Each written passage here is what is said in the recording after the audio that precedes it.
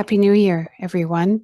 It's January the 18th, 2024. How many of us have tripped over that number? We're holding the meeting virtually in January as our kickoff to consultation for reasons that having to do with the weather.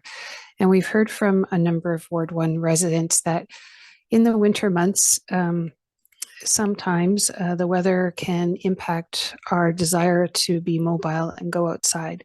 So rather than risk the chance of perhaps there may have been a storm and having to reschedule an in-person meeting, we thought it would be safer and more convenient for more people perhaps to meet virtually online. But we will be fanning out across the ward intentionally after this month and probably in the early spring, but we'll be able to report on that a little later. When we were organizing this, we asked residents if you wanted to give us a heads up on some of the questions and some of the themes, just to give you a heads up that were coming in related to climate action, homelessness, the housing file in general, some traffic changes throughout the ward and the city, the questions and comments about the road conditions, questions about what's going on with sidewalk snow clearing, also questions about the vacant unit tax, and questions about the budget. So just as a heads up, budget deliberations are actually kick off tomorrow at the City of Hamilton. And where we are right now, is I'll just go to my cheat sheets. For those services that are within the domain and control of the City of Hamilton, so your municipal services, it's a 2.7% increase at present. There is something called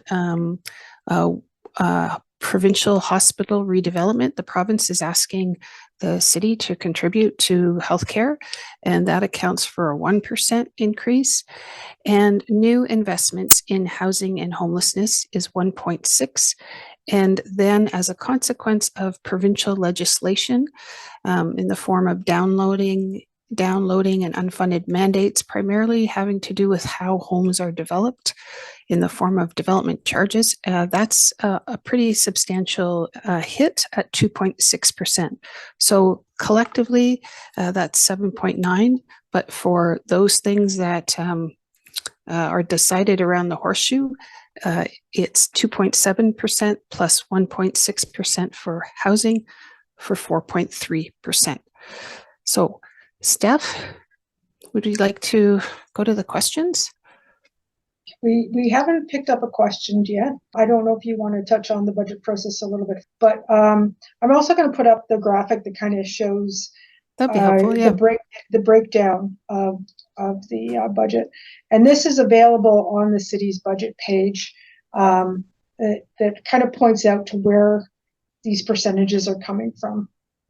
And I think Maureen's speaking to the difference between city services versus the provincial downloaded services. And that's kind of illustrated, sorry, Steph, that's kind of illustrated then in the different colors, right? The blue color are those things that City Council and your municipality has domain over. The gray things are things we don't. So here's my budget book. Oops, I can't see it because I got to just unshare the screen. Oh, now okay, you can show it to your budget book. Here's my budget book, and that begins tomorrow. Every year we have a guest economist who gives us an overview of the economic forecast and some of the trends that we should be aware of. And then we get right into the budget deliberations, in which the treasurer or the general manager of finance, his name is Mike Zagaric, he gives, it will take up almost all of the day. He gives an overview of where we are, what decisions were made. There's something new this year as a consequence of what's called strong mayor powers in the mayor's relationship and authority over the budget. Just reviewing those directives that she gave and what impact that had on the budget. And in short, because of those primarily those gray colors with respect to provincial downloading.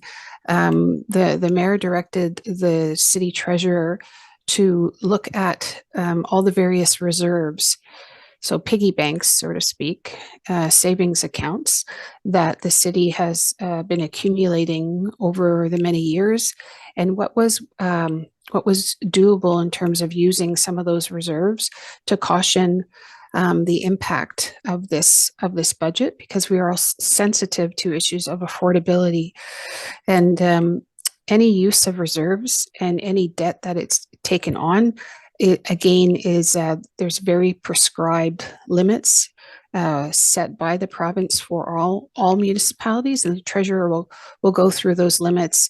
And spoiler alert, the city is well within its debt capacity limits, and it's strictly following the regulations set out in any use of reserves. So that's that will take up all day.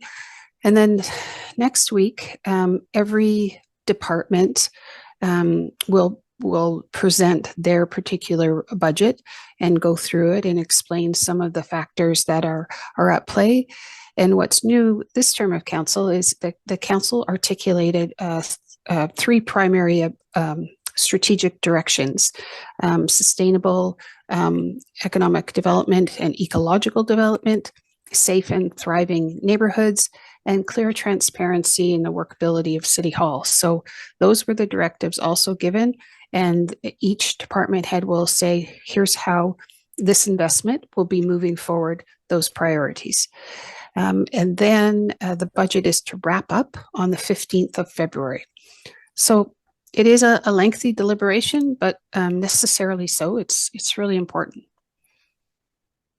And it involves both capital budget deliberation, so infrastructure, and operating. Thank you. One of the new things to the city, also in addition to some that you've done the priority setting in council, and we've also got a new city manager. Could you outline the role of city manager and who that new person is? Yes, we have a new city manager whose first day, I believe, was this week, January the 15th. It's an individual whose name is Maureen. She actually served in the city of Hamilton many years ago in a lot of interesting capacities, and she has a really broad CV and experience. And her last position before coming back to the city of Hamilton was as the chief administrative officer for Niagara-on-the-Lake, I believe.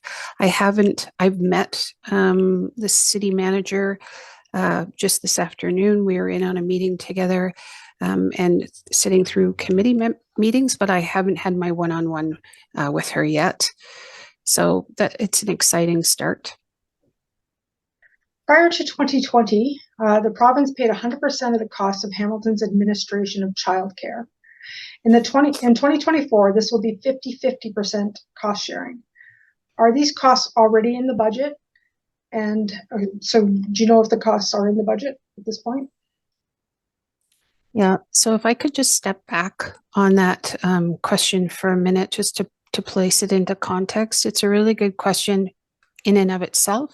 And it's a really good question because it does speak to some of these, the framework within municipal governments are having to act. So municipalities by law have to deliver, it's mandatory, have to deliver programs in partnership with and on behalf of the province of Ontario. And these primarily have to do in the area of public health, social development, social services, childcare. And what in delivering them on behalf of the province, they used to be at one point fully funded and then cost shared. Approximately, it used to be an 80-20 split.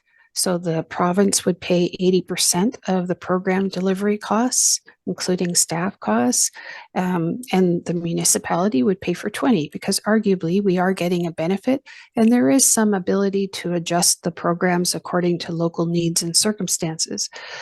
And over time, we call this an unfunded mandate, and it is a form of downloading. Over time, that cost sharing ratio has changed, much to the disadvantage of municipalities. So instead of 80-20, then it switched to 75-25. And for many of them, they're down to now 70-30. So the municipality has very little say on some of the delivery aspects, but is the amount that it's having to pay has continued to rise. So I just wanted to place this question within that context. So I think, apologies for rambling on, I think the question had to do with the cost sharing of, was it Ministry of Education costs stuff? It says Hamilton Administration of Childcare. Oh, okay.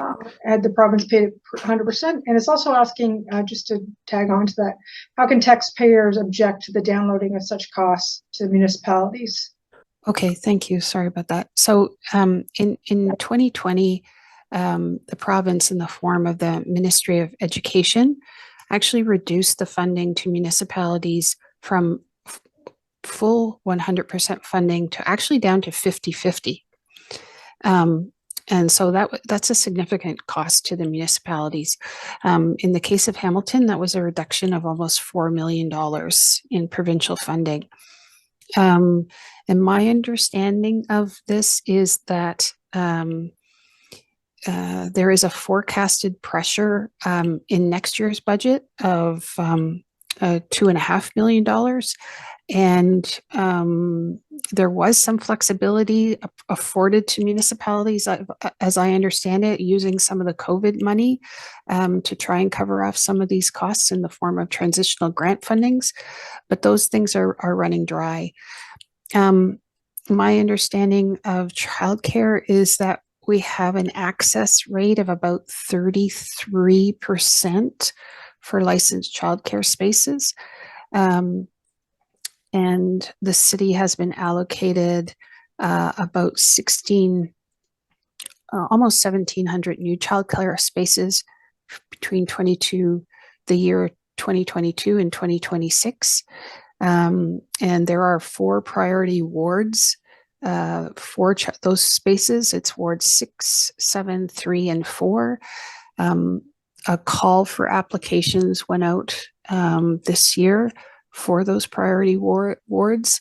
And the target is for an additional 314 licensed childcare spaces. So that's about the extent of my knowledge on that. It is my advice, if you wanted to lobby on these, I would say yes, please, and thank you. But children don't vote, unfortunately. And so children are often left behind, but they are actually the return on investment for anything having to do with children is significant, probably the highest of anything we could offer. My position on childcare is that the federal and the provincial governments across Canada, when they entered into all those separate agreements, province by province, it wasn't because people woke up one day and discovered a love of early childhood education, regrettably.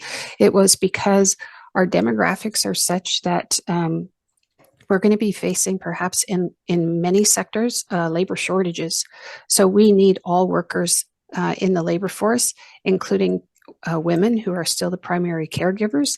And so it was for economic reasons that not exclusively, but largely, that many of those provinces came to the table and signed a deal, and we got our national childcare program. So if you wanted to lobby, I would suggest partnering with maybe some unusual partners in the form of the city of the Hamilton and District Chamber of Commerce.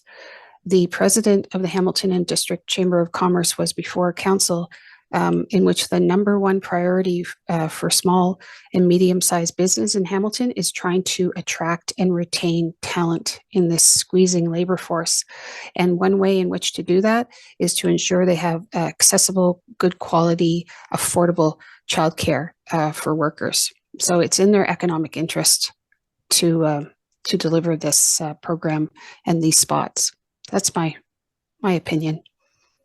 The Spectator reports on the budget gives the impression that under the direction of the mayor, the staff used reserve funds to reduce the projected tax increase.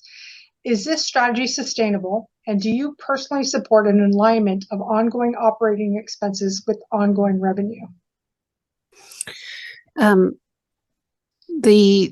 As in my kickoff remarks, I did note that the mayor has, under the strong mayor provisions set out by the province, the mayor of now many municipalities do have now enhanced powers with respect to the city budget. And the mayor did set out a directive to staff to try and cushion the blow of what was going to be a very significant budget impact, in large measure due to rising costs related to inflation, construction costs, we're all feeling that, and provincial downloading. And that's where staff went ahead and used some of those reserves that they're legally able to.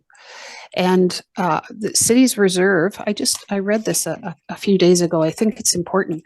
The city's reserve position is actually quite strong. If I could read this, its reserve balances in the last 5 years grew from 897 million in 2018 to over 1.4 billion in December of 2022.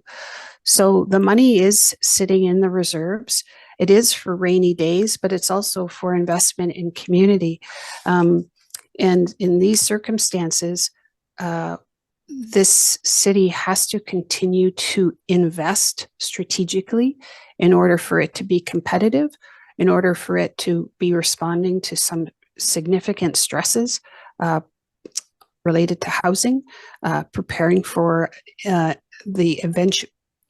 the changing climate and the impact that's having on our assets, and also in response to the fact that we haven't been investing significantly enough in those assets, and they're deteriorating in front of our eyes, and you just have to drive across the lower city to see that.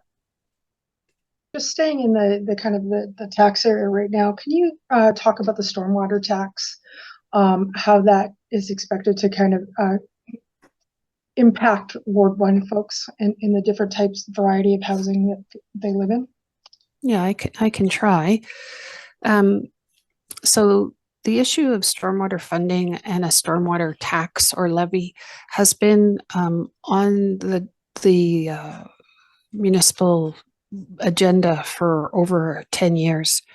And I would argue for too long, it's been the can has been kicked down the path.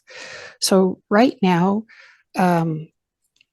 stormwater or stormwater infrastructure. So stormwater is when it rains and when the snow melts, it's that water that runs across pavements and asphalt.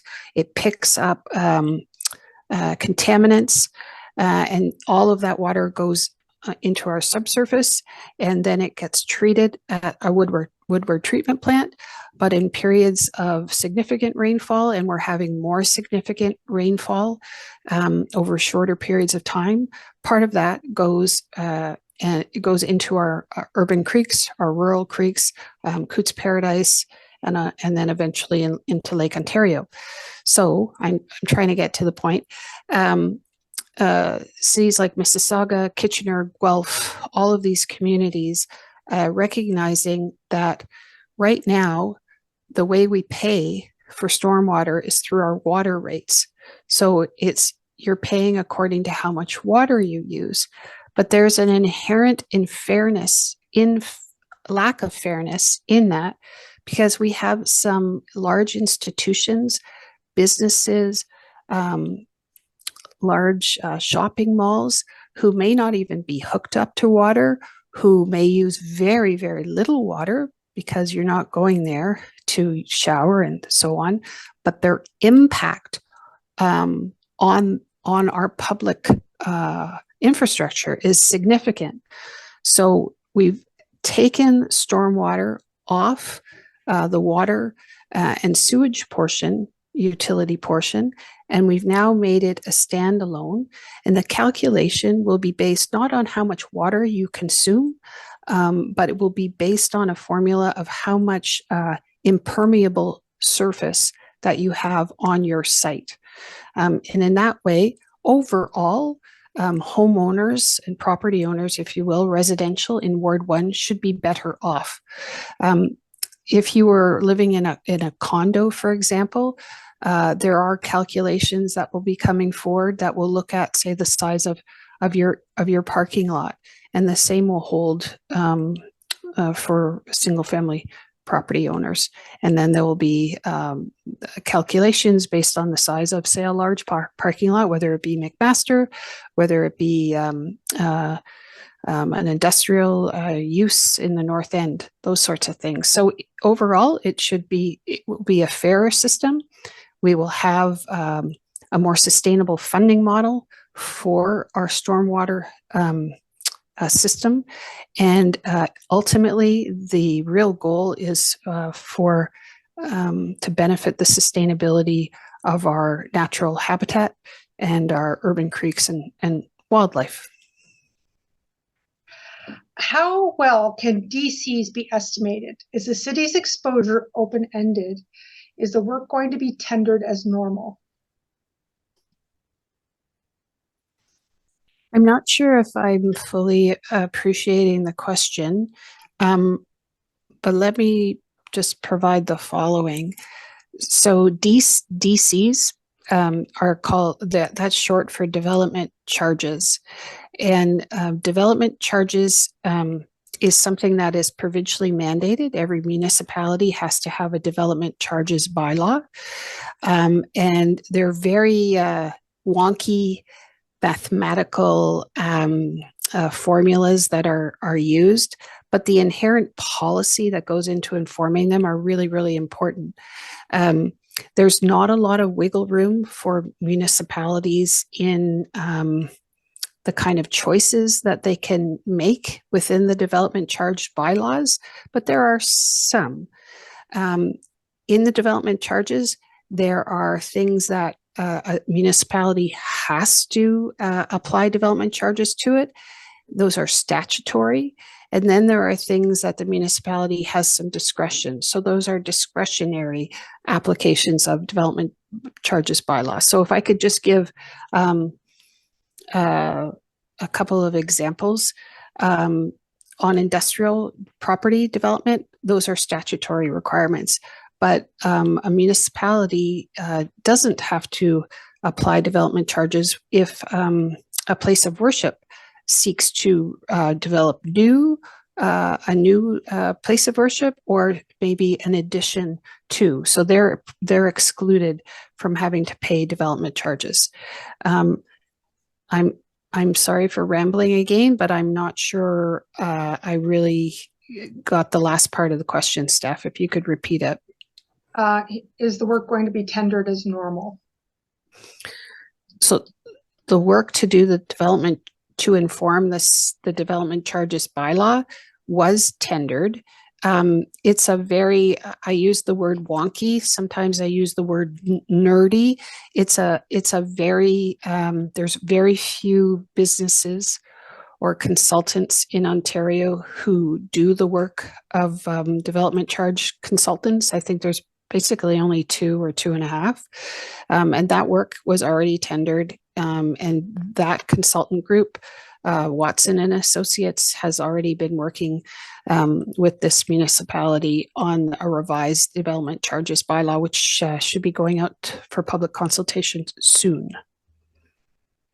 Or let's just go back to taxes again. And I think this was the time for you to talk about when taxes are 7.9% on average, but different parts of the city pay more. So in this case, this person is concerned that they're paying more than 7.9%. They want to know who to talk to. It's you. But why do some people pay 7.9 and other parts of the city pay a little bit more or a little bit less? Yeah, so everybody would pay, in this case, as we start out the budget deliberation, 7.9. The 7.9, how you get to the the amount depends on the value of your property. And so your property is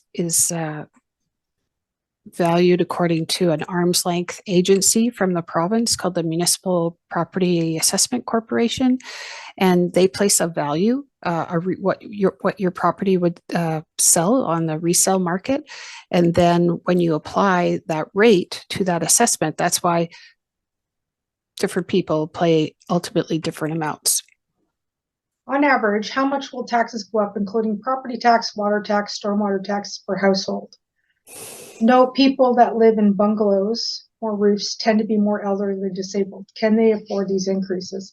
I think this is a general concern. We'll move on to some different subject matters, but I mean, this is pressing and in an era of all kinds of financial strife coming from different directions. Mm-hmm. Yeah.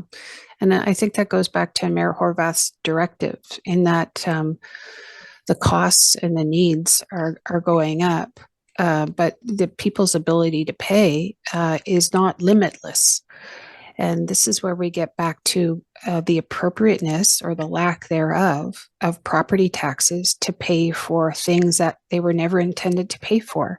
If even the word itself, property tax, speaks to the history, it was to pay for those services that came up to and supported your property. Property taxes were never intended to pay for housing services and homelessness programs and food and nutrition and childcare. Those are a consequence of need, but honestly, those are a consequence of decisions made by the federal and provincial government to get out of those businesses or to download more of the costs of those services onto property taxes. Property taxes, by definition, are regressive. They're inelastic. So when the economy is booming, people are generally spending more, and that means more sales tax income, more income taxes. People's incomes are going up. That means the coffers of the federal and provincial governments, they escalate in good times. And ideally, they're supposed to save that money and have it ready to invest in bad times. But municipalities don't have access to those kinds of funds. The value of your property it doesn't go up and down according to economic conditions. So what Hamilton has available to spend is actually quite limited. And it's particularly the case for Hamilton because it used to be that a lot of our revenues were coming in from industrial activity, the Stelcos and the DeFascos. But those industries, some of them are either gone or they've shrunk considerably. And that hole has is being filled now more by residential property taxpayers like you. So it's a very difficult situation. Thank you. Lovely little note from someone else who said council is working very hard. Thank you. And we are in favor of substantial tax increases so you can accomplish much more. Homeowners are not paying enough. You know, we do get different opinions and we appreciate those. Mm-hmm. Would you be able to speak to conversations on the rent eviction bylaw that took place yesterday and the proposed next steps for implementation? What are the anticipated challenges? Mm-hmm. Yesterday, approval was given to the bylaw, but the next step will be that in the budget, because staff have to be hired in order to support the enforcement of that bylaw and a suite of, in my opinion, very progressive housing measures. So that is a hurdle which council will have to that's a challenge council is going to be wrestling with over the next couple of weeks. And that kind of accounts for that 1.6% that I mentioned at the top and Stephanie showed as part of the blue portion in that pie chart. So that is the next step. Yesterday was approval of the policy. The budget deliberations before February the 5th on or at February 5th that will see whether approval will be made to hire so that we can actually implement that. And then there begins the rollout of the program itself. According to the CCPA in May of 2023, Hamilton is the bottom 10 of all Canadian cities for licensed childcare and only spaces for 9% of all infants, with 29% for children from birth to entry in kindergarten. Again, she's asking about how can we lobby for more licensed nonprofit spaces?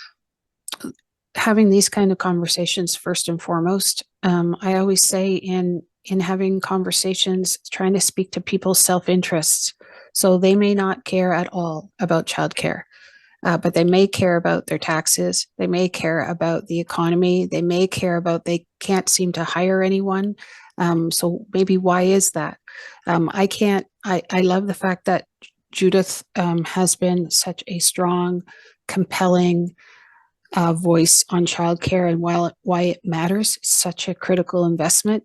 But sometimes maybe we hit the ceiling of getting people to understand why it's so important.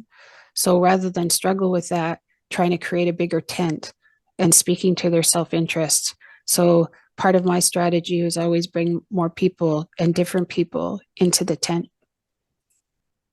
Hamilton Chamber of Commerce. There's a great deal of city-owned vacant land in Hamilton. How can we best use this land today? Mm-hmm. So one of the, Mark, I'm not sure whether you get the Ward 1 newsletter. The last edition, which was out, I tried to set out the city's housing sustainability and investment roadmap. And in that letter to Ward 1 residents, the city has appointed a housing secretariat, which is kind of housing central. And that person and that team work with all divisions and departments, including Hamilton Real Estate. And they've identified right off the bat 6 surplus properties. And 5 of those will be either sold at a very nominal price for affordable housing to a not-for-profit housing provider.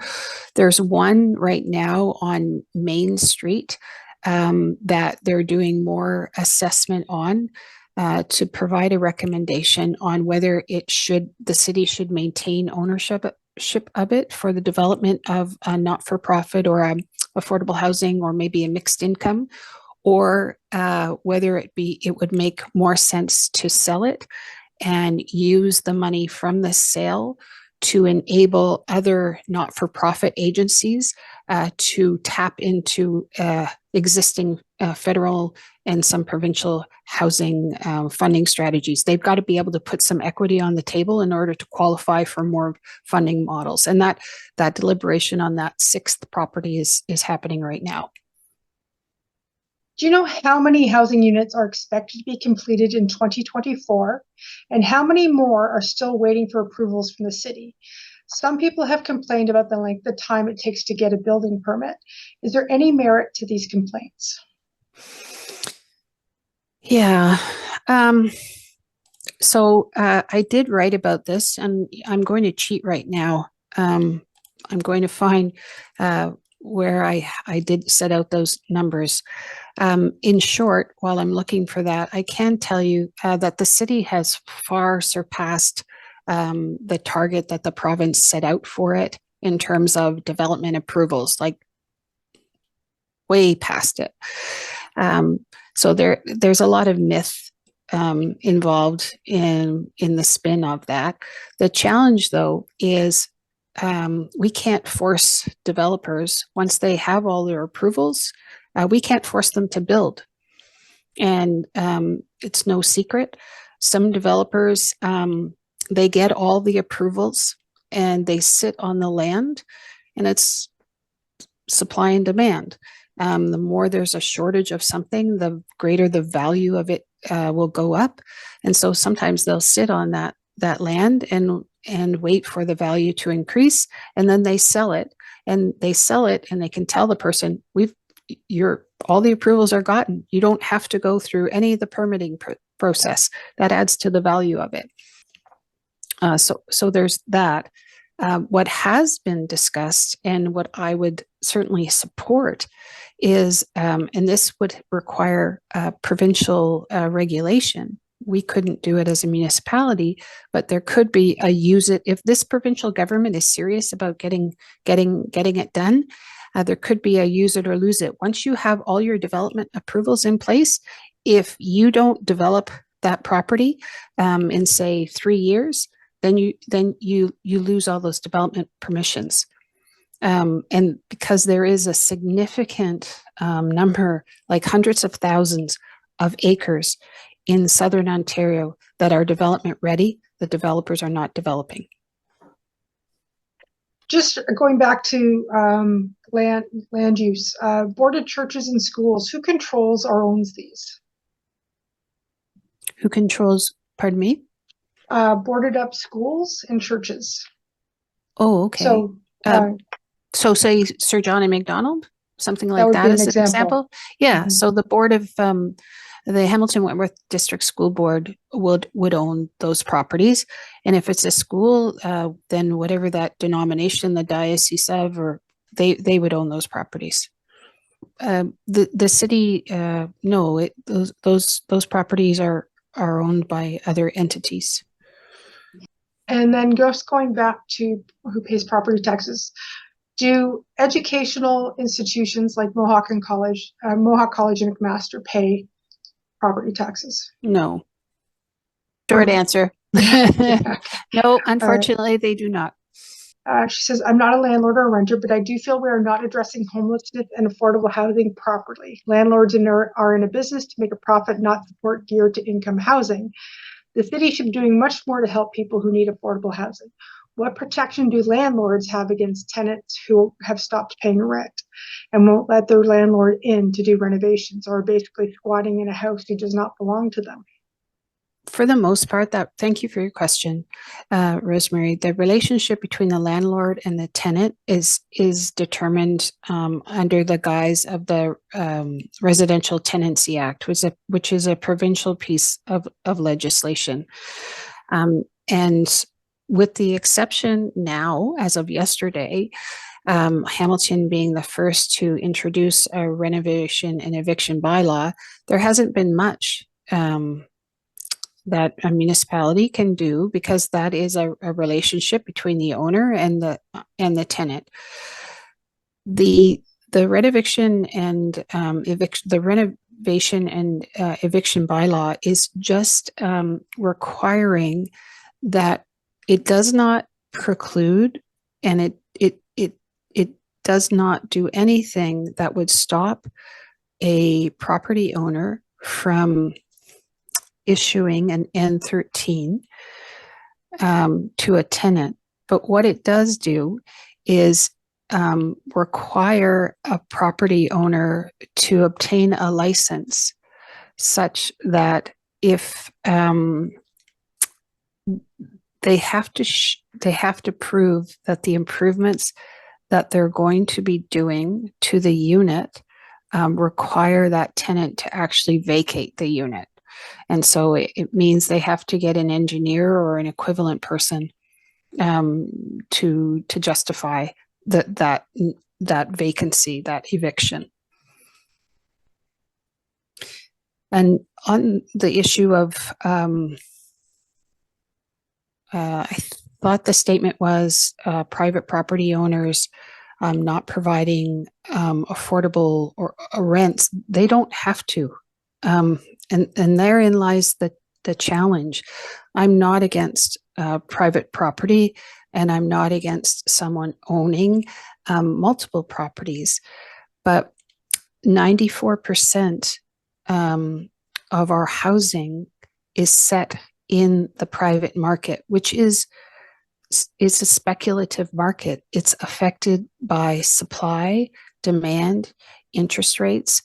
And when you put that much of your housing into the private market, then something that is so vital for many people, well, it's vital for all of us, but that you're creating a monopoly.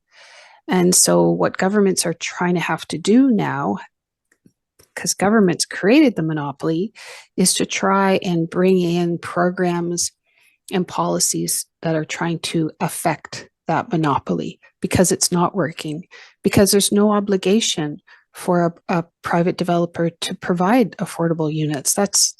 They're in the private, they're a private business.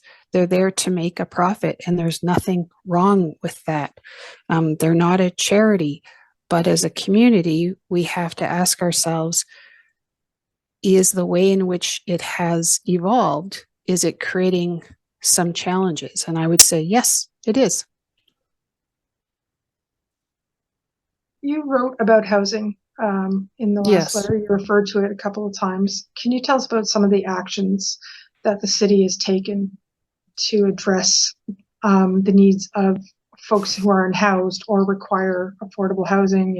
And quite frankly, the difference, there's a significant difference between affordable housing isn't always enough. We know in some cases we need wraparound support. So can you kind of dig into that a little bit? So thank you. So there's different forms of housing.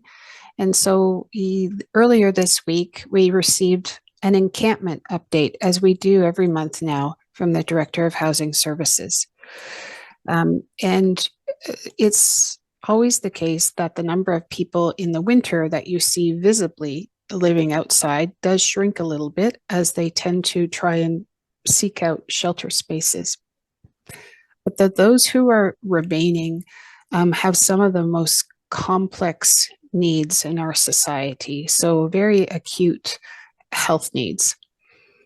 And those individuals will likely remain unhoused unless their housing is matched with wraparound support services that gives them the supports every day that they need in order for their tenancy to be successful. Because otherwise, what happens is when they don't have those health supports and social supports, they end up regrettably being unhoused again, and that's creating some really human tragedies and creating costs for us. It's very costly on the system. So supportive housing is one type of housing. The city has created a housing secretariat, as I mentioned earlier, and that person is to make sure all the municipalities' oars are rowing in the same direction. They're also working with different housing agencies and advocates and people who are in that business out in the community. They have different resources, skills, and they're partnering to try and deliver product that is within reach for more people.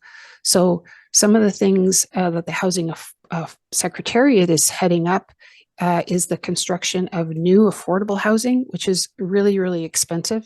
It is the most expensive thing to do because you're buying land and you're constructing new. But this is the type of investment right now that this federal government is favoring. The second one is we're partnering with agencies and seeing if we can buy affordable housing that is at risk of being bought by a private investor. So we're getting a lot of large, they're called REITs, real estate investment trust companies, that are coming in and buying aged apartment buildings across Hamilton. And they're able to put in a little bit of investment, and then they're able to raise the rent on those investment units. And so what we're trying to do is partner with governments and not-for-profits to try and find ways in which we can buy those units or support not-for-profits in obtaining those units so that it doesn't get transferred back into the private market. We lose those units. For every 4 affordable housing units, for every 1 affordable housing unit, it's like we're losing 4. It's crazy. And in the last 10 years, we've lost 15,000 affordable modest units, which we define as about $750 a month. So those are units that are gone now and just priced too high to be in reach for people. And we're seeing the impact out on the streets of homelessness. The other thing is to giving supports directly to people. It could be just a minor rent supplement that fills that gap between what they're making, say, on Ontario disability and what their rent is. And if we can fill that gap, it's really a very economical way in which to get people to have successful tenancies.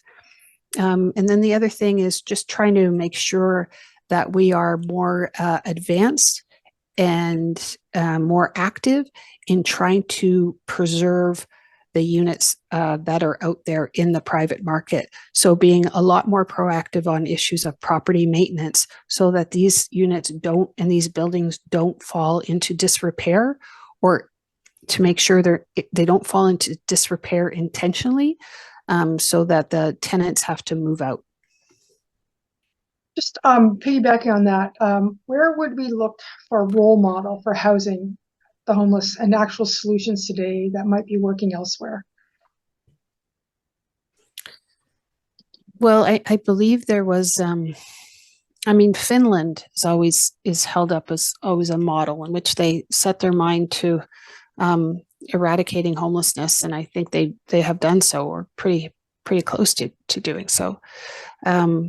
There's some great work being done in different areas of the United States, believe it or not. And when we consider Europe, I mentioned earlier that 94% of our housing stock is in the private market. There are many European countries where it's 34% is in the not-for-profit market. And I think that is a better balance than, say, 4% being in the not-for-profit or the non-private market.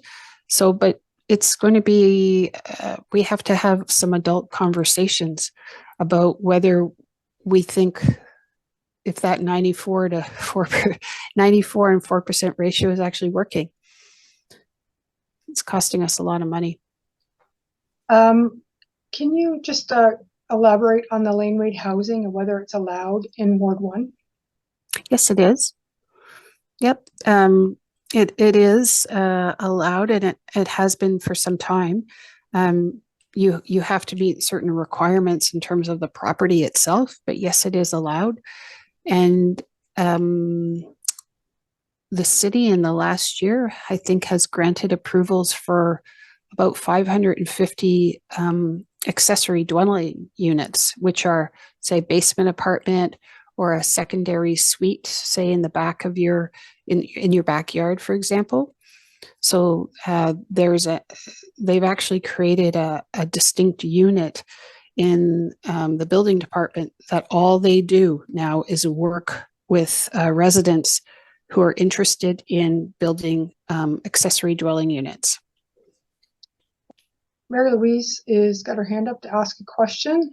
No, I just wanted to know what sort of specific items related to the city's climate emergency, building in climate resiliency, we can expect to see this year. And are you concerned some of those things might be watered down during the budget process?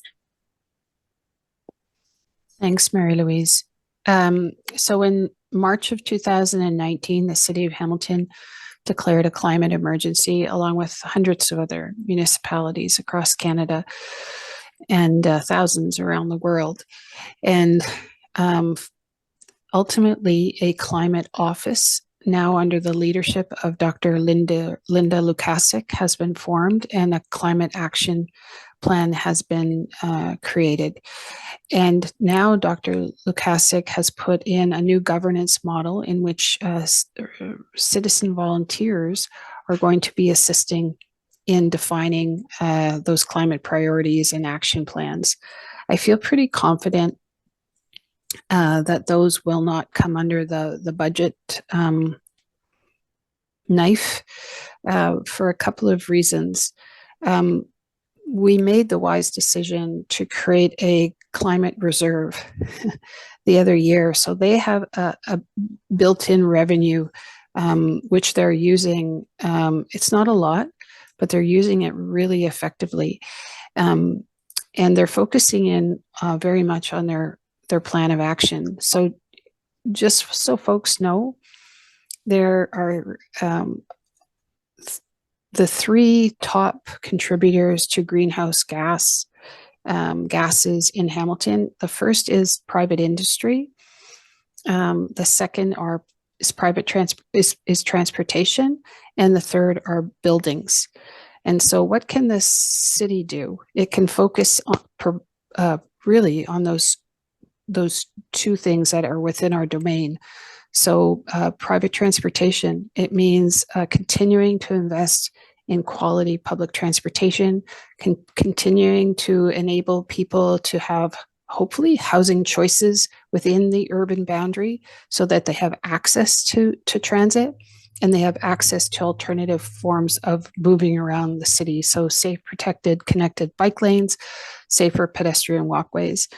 And then the other thing that Dr. Lukasic kicked off is a pilot program that offers interested people. It's a small pilot, I believe 50 homes at the outset, to invest in energy retrofits of their homes. So they have access to very low impact loans. And we're going to see the outcome of that pilot, and hopefully council will seek to make it larger so that we can assist residents in getting ready for what is before us now, and that's a changing climate, in preparing their homes to do so. That helps in our greenhouse gas efforts, and I know the city's planning department is bringing forward their green building standards this year. Given that so many of the city costs that the Hamilton has had to deal with in the budget are a result of provincial downloading, how can this be challenged by the city? Well, it's there's some, I'll be honest with you, there's some people who don't care because a tax is a tax is a tax, and they think those of us who try and shine a light on it are just trying to play politics.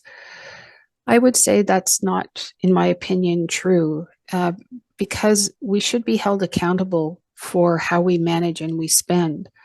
But if I'm on this Zoom call, or if I come to your door and you ask me, what about that 2.7%? I have no control over that.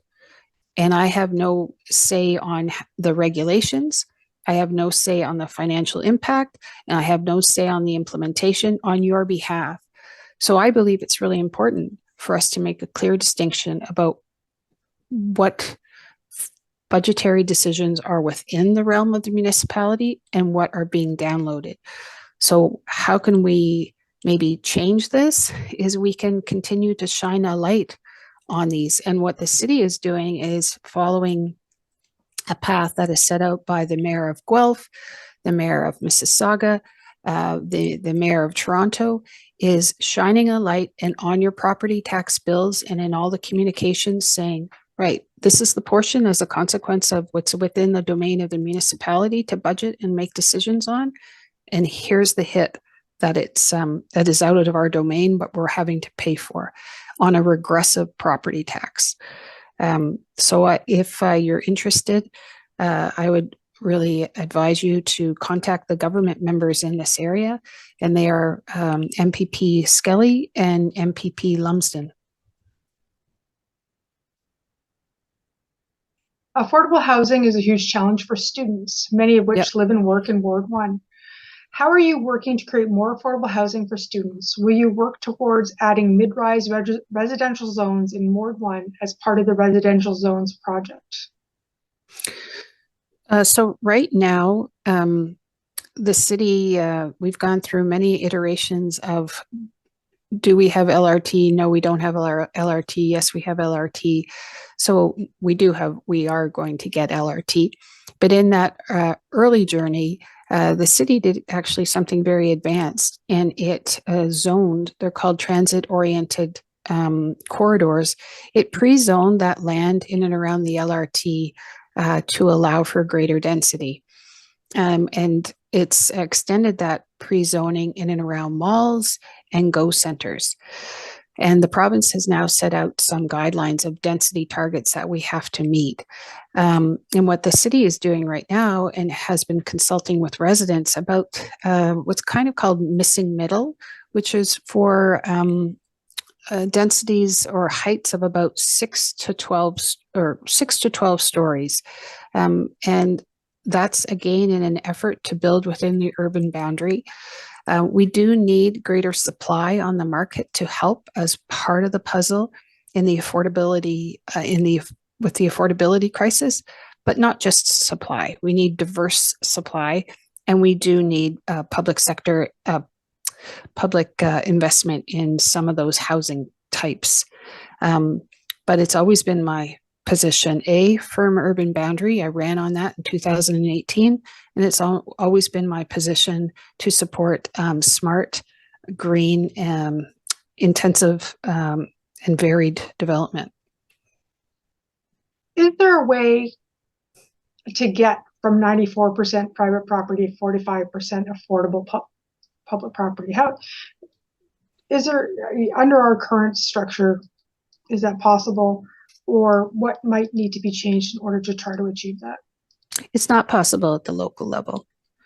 It's got to be that balance of 94% of our housing within the private sector.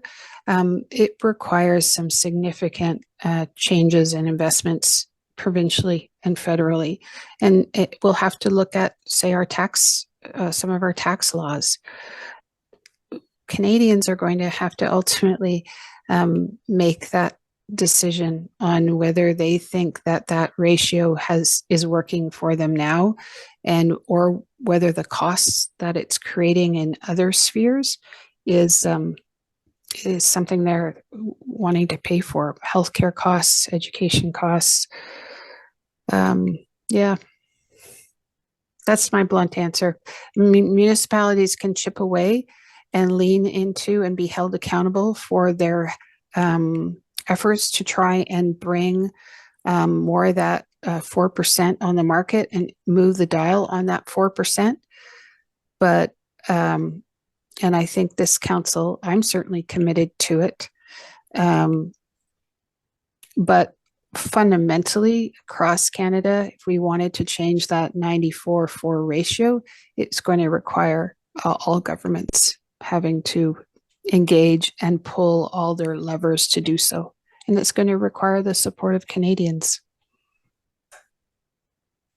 Another question about property taxes in terms of who pays. It goes back to our student residences tax, such as McMaster University, who are currently building in Tremor and also have a student residence downtown. Are they paying property tax? No. Asked if you could speak to the city's action plans to capitalize on the Federal Housing Accelerator Fund. How does the city's plan use major transit station areas to create more density and accelerated housing structures? So there's kind of two questions there. Let's start with, do you know how the city's actioning the Federal Housing Accelerator Fund? I don't have a lot of the operational details, but just to back up for everybody, the federal government has this, just as the name implies, this accelerator fund for housing, and you have to apply. And we're seeing a lot more of the housing minister, Sean Fraser, using a carrot and the stick. So there are certain formulas of what kind of housing would be brought if you were a successful applicant, and you have to abide by those federal formulas in terms of housing types and in order to be successful. And you'll see the city of Hamilton was one of the earliest recipients in terms of a very successful application for about $94 million. You'll see some municipalities have been struggling a little bit with the minister in order to meet some of the criteria set out in that accelerator fund. And what he's been doing, in my opinion, very wisely, is saying, if you don't commit to these thresholds and densities and some of the as of right fourplex, for example, then you're not getting the money, and you're seeing a very quick turnaround in councils in terms of deciding to play along. some of the, again, those particulars are defined federally, and the city of Hamilton was able to meet each of those criteria. So the as of rights, the density components in and around GOES and transit corridors, and there are some private development densities as provisions as well. It's been a number of months. I can't recall all of the deliverables on it, but it's significant.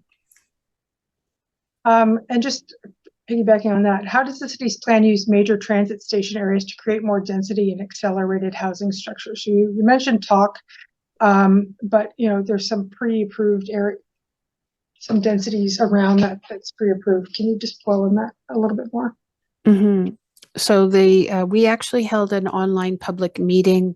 The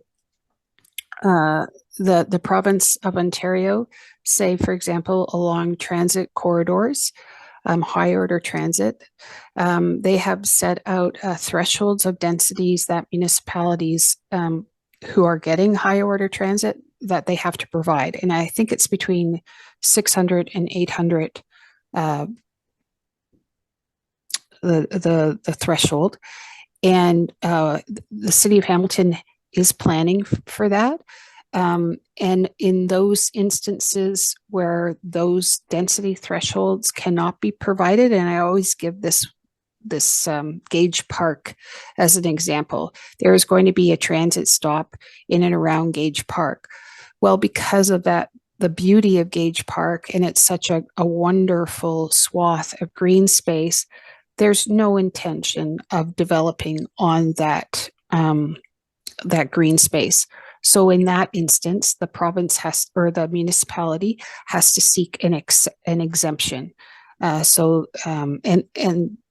that happens. There are instances where, because of natural features, whether it be creek beds or the ravines or the like, where you just don't have the land supply to meet those densities, you're granted an exception. But those are being set out. And the Hamilton City of Hamilton has a plan, and that's why we held a Ward 1 meeting on that, because we have a great number of LRT stops running throughout the ward. So to give people a chance to understand what that means. And those multi-transit areas also include malls and or GO stations as well.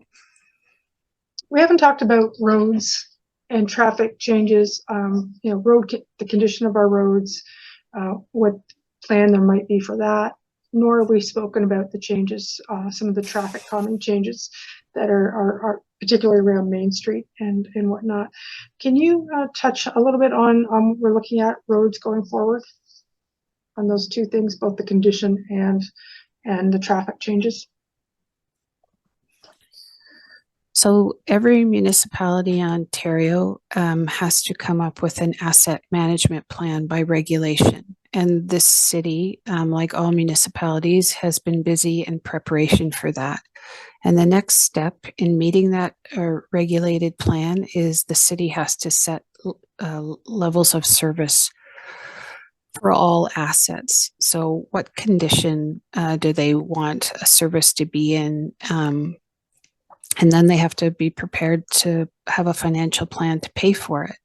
So in the city of Hamilton right now, in terms of roads, there is an infrastructure deficit just for roads of, I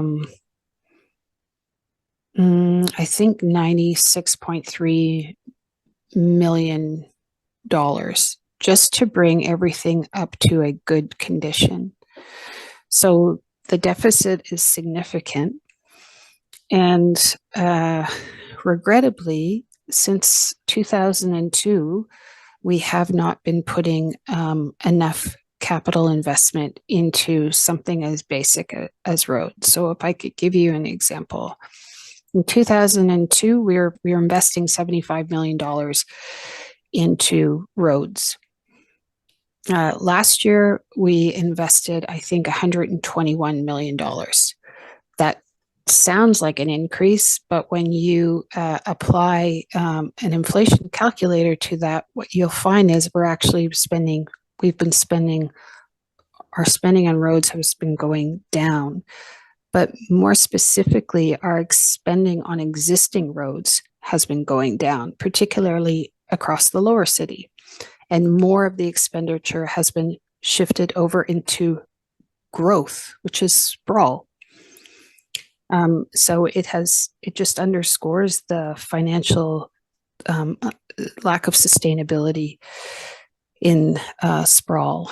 So the plan is to put aside more capital in the capital reinvestment for existing infrastructure and existing assets like roads. And that number of that capital reinvestment has gone up from just 0.5% to close to 9.9%. And that is to allow us 10 years to catch up to that deficit hole. The other part of your question, I think, was what kind of investments are we making in safe street installations? Was that the other part of your question? We get both sides of the coin on the traffic changes around Main Street, moving to two-way, and why are we doing this? What are we hoping to achieve by doing that? Yeah. So the city has been collecting collision data historically since at least 2018, if not before. And it has its clear and present danger. We have roads that are just unsafe and are maiming people and killing people. And then we have some really ongoing repeat offenders. The intersection of King in Main, Dundurn in Main, John in Main, and it's a consequence of design. So when you have 5 lanes of one-way traffic running in the same direction, one of the consequences is through the design, this collision data is telling us that we have a problem. And so the two-waying of Main Street, just to folks know, if you're new to Hamilton, that the decision to turn Main Street into one way was virtually done overnight in the 1950s, much to the protest of the neighbors, the neighborhoods, and actually small business in and around King and Main. But they didn't. That's what municipalities were doing at the time. And Hamilton, an American engineer came up to Hamilton and he said, if you wanted to move your workforce efficiently to your industrial waterfront, this is what you do. And he was absolutely right. It was an efficient way in which to move labor down to the steel plants and the manufacturing, but our economy has changed and we're left with a rather overbuilt infrastructure that has not been healthy for the neighbors and the neighborhood in the lower city that were carved up to serve these 2 primary arteries anyway. So we've, in the case of Maine, it has an abnormally high number of side swipe collisions, and that's because it has multiple lanes. And it's people changing lanes and moving fast. And so even in the temporary modifications that have been made to reduce it down to a lane, to put in the advanced pedestrian, to put in the guarded parking, the number of fatalities and injuries for drivers and pedestrians and cyclists has gone down substantially. So the two-waying of Maine also will have to be done as a consequence and the opportunity that comes along with LRT. And so that space is going to be required because King Street is going to be occupied, much more of it, with a light rail transit. So for those 2 reasons. I think this is our last question of the night. Is the city considering more parking charges on public property to raise funds and reduce cars and congestions? The city does. Sorry, the city does have a parking study for residential properties that are underway. Um, um, so the answer is stay tuned, to be determined. My position on it is that people think parking is free, and it's not. It's being used by somebody, and that space is being occupied.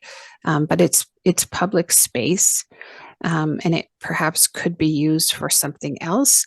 But right now, the parking requirements across the city add substantially to the cost of housing development. And so we're hoping to have a conversation with people of are our parking requirements required in all or some parts of the city? And are our parking requirements perhaps impeding our ability to provide for a greater number of housing units, for example?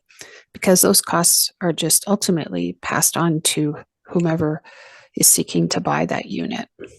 And not everybody owns a car or wants a car. And if we actually invested in alternative means of mobility, maybe people wouldn't be as reliant on a car all the time. That's the thinking. That wraps up our questions. The next time we're out, and hopefully we'll see some of you in person. And Maureen, you want to wrap up? I would. Thanks for joining us tonight. These are very meaty subjects, but complexity, I always say complexity is not a vice. I'm sorry if I offer too much detail. I'm just trying to be as transparent and inclusive as I can. And sometimes the